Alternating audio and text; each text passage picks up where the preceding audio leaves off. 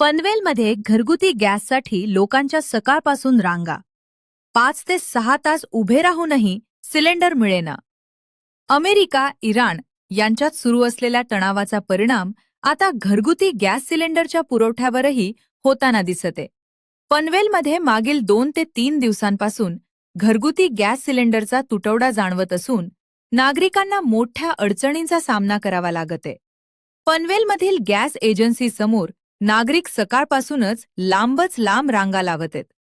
अनेकांना 5 ते 6 तास रांगेत उभे राहूनही गॅस सिलेंडर मिळत नसल्यानं नागरिकांमध्ये तीव्र नाराजी व्यक्त केली जाते.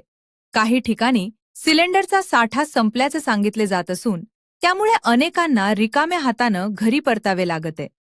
घरगुती गॅस सिलेंडर न मिळाल्यास स्वयंपाक कसा करायचा असा प्रश्न आता सर्वसामान्य कुटुंबांसमोर उभा राहिलाय. त्यामुळे सरकारनं व्यावसायिक वापरासाठी सिलेंडरचा पुरवठा मर्यादित करून घरगुती वापरासाठी प्राधान्य द्यावे आणि गॅस पुरवठ्यावर नियंत्रण ठेवावे अशी मागणी नागरिकांकडून केली जाते.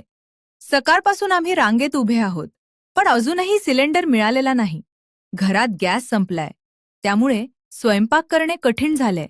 प्रशासनानं याकडे लक्ष देऊन तातडीनं गॅसचा पुरवठा वाढवावा.